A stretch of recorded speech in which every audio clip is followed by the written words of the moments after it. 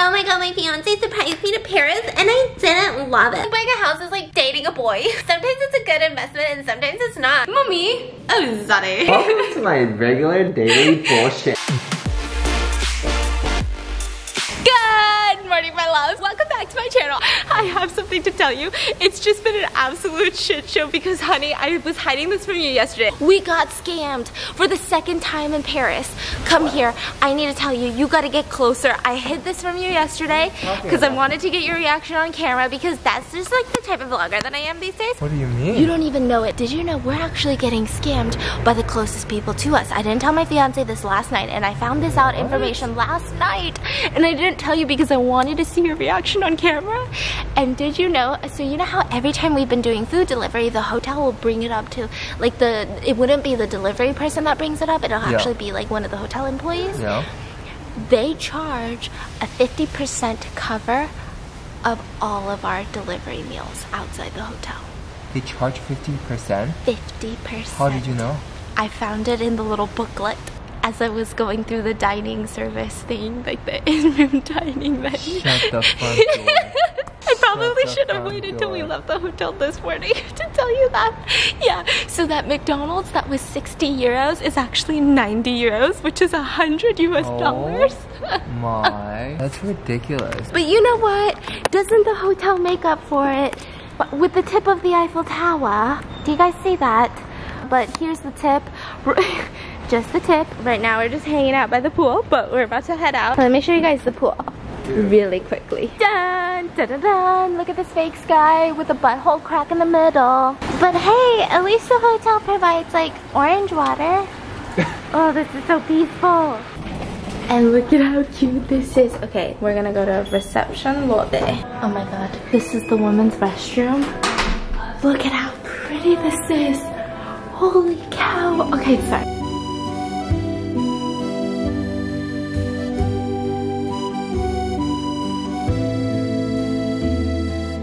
It's just kind of surreal that it's like there. That you're just right here?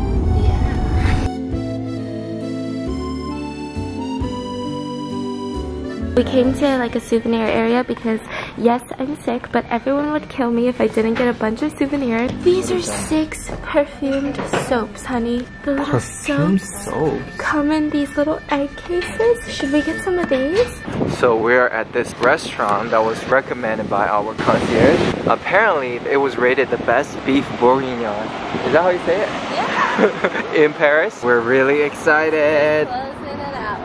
Oh, cute. I smell beef bourguignon. You're so lame. I really do. I really do. Please. Oh my god. The best. Wow. So this good. ribeye looks so good and well seasoned and just well grilled. And then that's his beef bourguignon. Look at this. I'm so confused. And so it comes good with a plate of mashed potatoes. So good. Wow. Holy shit. Okay, we're gonna go enjoy this meal. Yo, honey.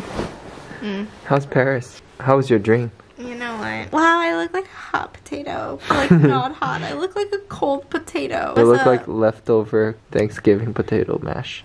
Potato mash? I look like potato mash. You look like you try to smash.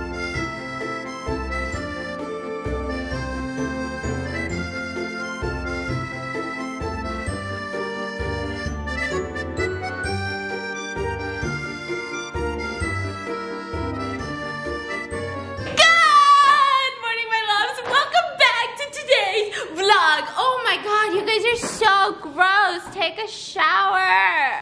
Okay, no, but seriously, why is my lens? Oh yeah, we were on an 11-hour journey, an 11-hour trek from Paris. That's what happened, guys. We're finally back in LA, and let me tell you something. I never, in the depths of my soul, in the last butt hairs of my asshole, did I ever think that I would enjoy LA more than I would enjoy a place like Paris. I don't know what this feeling is of me enjoying Los Angeles more than I would a beautiful romantic place such as Buddy. Oh my god. And I'm What's the tea, babe?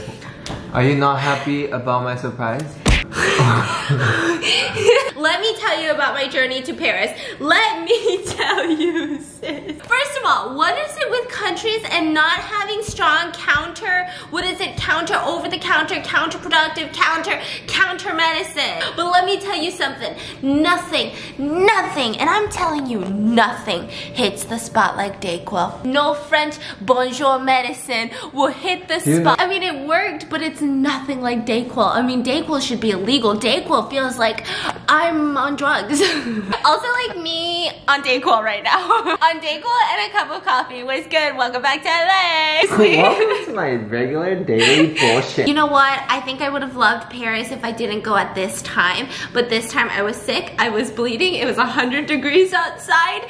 And the hotel room, I was stressed out because the lighting in the hotel, I don't know what it is with lighting and like affects my mood. Let me know if you guys feel that way. But when something is too dimly lit, even in the evenings, like I am not an evening gal. It just was so dark that I felt like I was a mummy. I don't know how to explain it. I was sick. Mummy, can you grab me a glass of milk? We're trying to do a British accent. Mummy, oh sorry. I don't know what it is with that lighting in Paris. It was so stressful. I was sick, I was bleeding. But let me tell you what was so annoying. Okay, so we were on the plane back from Paris.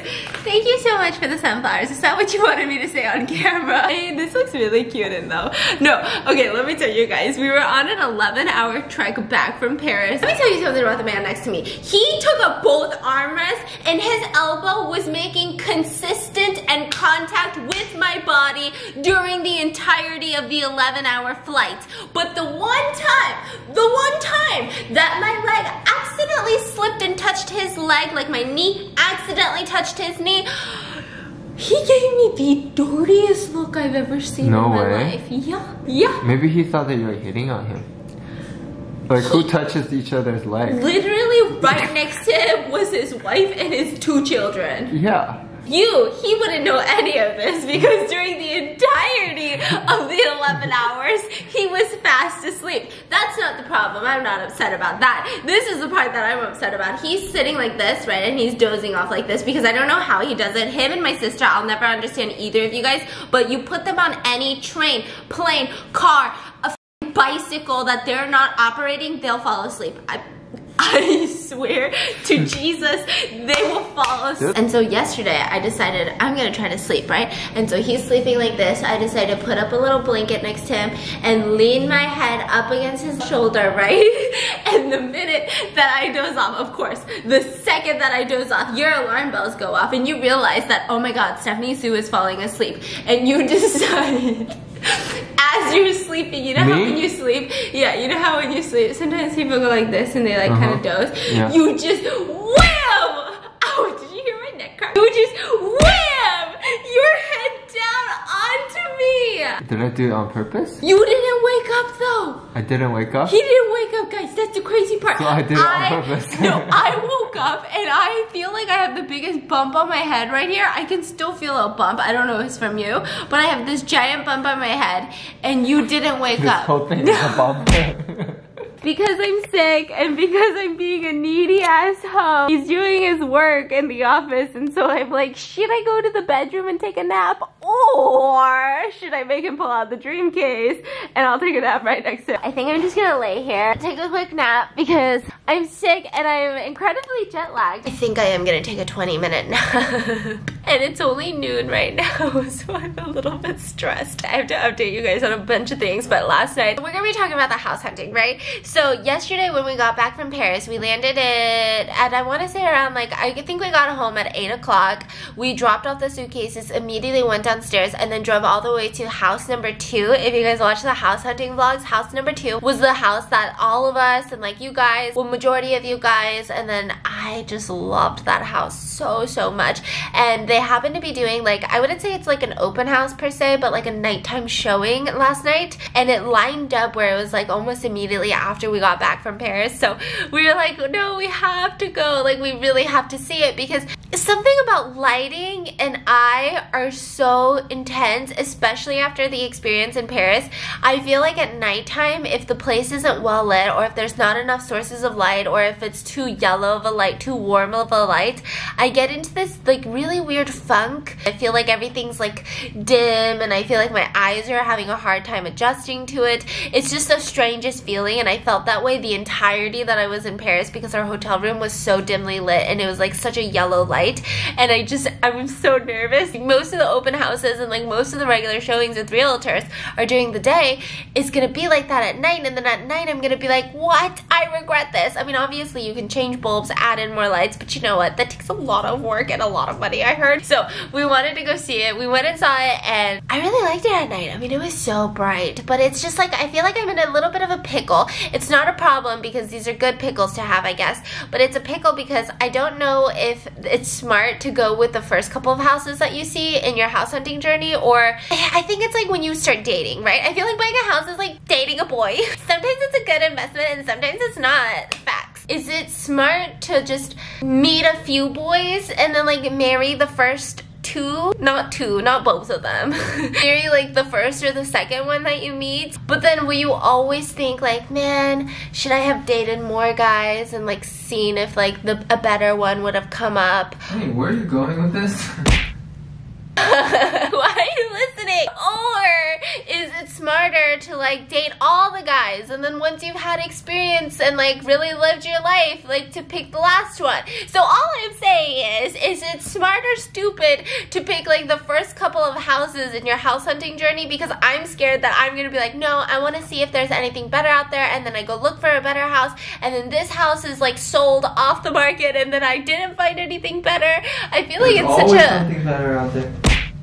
Don't look at me while you say that. That's so rude. I'm about to send you a very worded text message right now. I will punch your left ball. That happened last night. I did get some footage of it at night, but I looked so wrecked after the plane, so I don't know if I'm gonna insert it here, but I am going to insert a 15-minute nap. What a smooth transition. 70 soon. I'll be back in 3, 2, 1.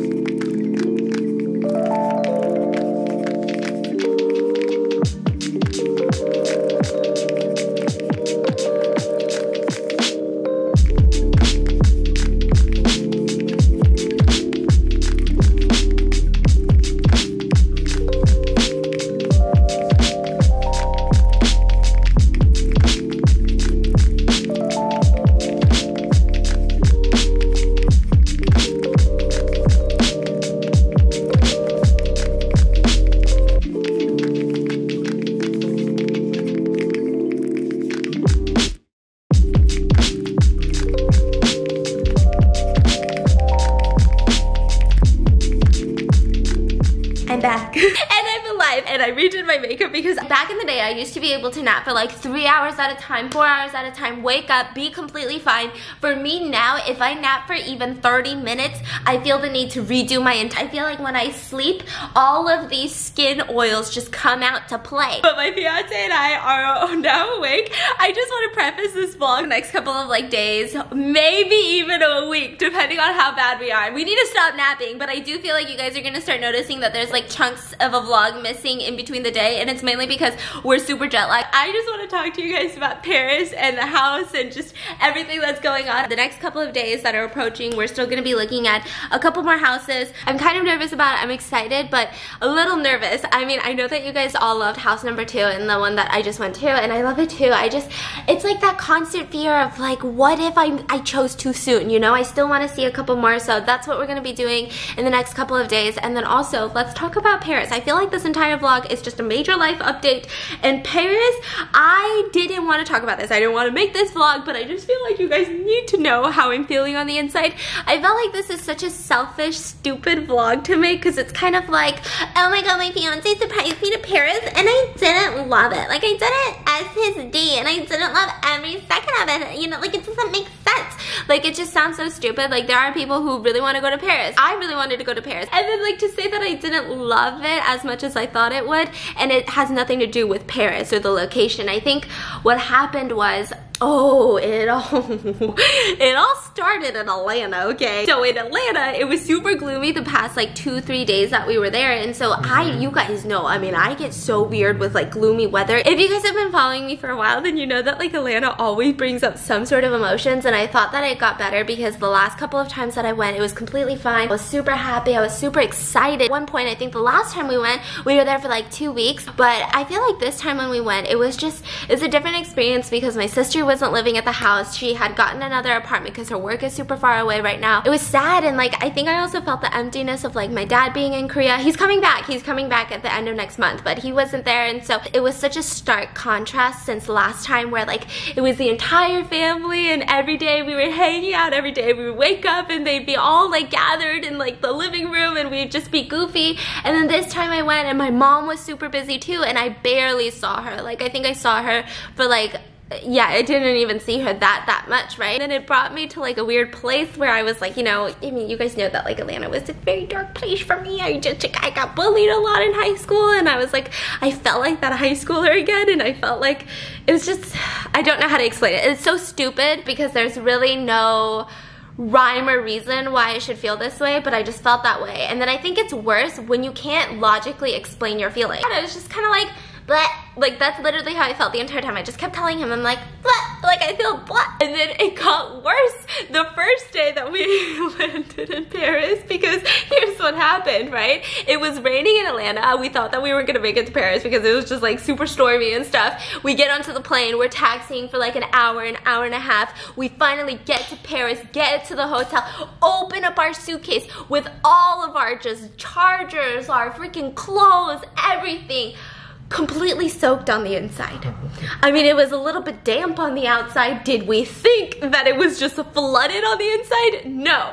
And so it proceeded to kind of have like, I wouldn't say it was such a strong scent, but like that slight wet clothing gym scent coming, radiating. It wasn't just like one thing, you know? It was just like a multiple of factors. I'm just like running you guys through them just so you understand where my mental state was at when I was in Paris. And so then I'm like, man, everything has that slight gym smell, and you guys know I'm super sensitive to smells, right? And so then that happened. The first day was super fun, second day was super fun. The only problem that I had really during that point was just the hotel lighting was really difficult. It was just very yellow. And then it got worse because I had sleep paralysis every single night that I was there, which is so weird for me. And it wasn't creepy in the way that like every time I had sleep paralysis, I only remember one of the times to be frightening, like me waking up because I was so scared. But the other times it was like more like, I can't move and I need to focus on moving my fingers first, but it wasn't very scary. Like there was one time where I like think I saw a ghost, but like it wasn't really a ghost, you know, it's just like my brain. And so it was just weird. I didn't really sleep well. And then I ended up getting sick, like I think the second day in, and like the jaws, I felt like the jaws of life were ripping into my throat. And it was the biggest pain I ever felt, and I didn't know this. There's no medicine. Yeah, and I didn't know this, and you guys let me know this, but apparently that in France, like all of the chemicals that the US uses for all like the Dayquil and stuff are banned in Europe. What? So like a lot of things are banned in Europe. Like even for makeup, like when we have all these chemicals in our makeup products, a lot of them are banned in Europe because they don't allow these harsher chemicals. And so the concierge gave us like this, I think it's like pain relief or something that is non-prescription. They said obviously if you get prescription it's better, but it was non-prescription, and I think it worked less than Advil. And so the entire time I'm just like, I'm dying. And then I got home and I did Dayquil, and it's like such a stark difference. I'm like, damn, Dayquil, sponsor this hoe because I would drink. No, I'm just kidding. Don't do that. That is so dangerous. Then I'm super sick. My nose is clogged. My throat is dying. It's like 100 degrees outside. Our clothes smell. And so there's no AC anywhere you go. know. So here, when it's like, places, okay, yeah, there's, but a lot of them aren't. So like even like the small shops that we walk into wouldn't really have AC. But overall, that's like the hottest they ever got into. You know, I saw like the minute that we came back, people were like, Paris is too hot. Like there was articles written about it in like US like press and news stations. Every time we went out, I was like dying, right? And then we got into this like restaurant with the best beef bourguignon, so amazing by the way. But then it was just so sweaty that like I had crossed my legs while I was eating, and then when I uncrossed my legs, so then I was like, you know what? I'm just gonna stay home. It's gonna be fine, or stay at the hotel, right? It's gonna be fine. And they have a pool. You guys know I love pools, and I had brought my bathing suits. I was so ready, and then I started bleeding that day. And so I just, yeah, it was just a weird experience. I wouldn't call it a bad experience, just like one thing after another was just so weird. We just couldn't fully enjoy the city. And the scam that we got.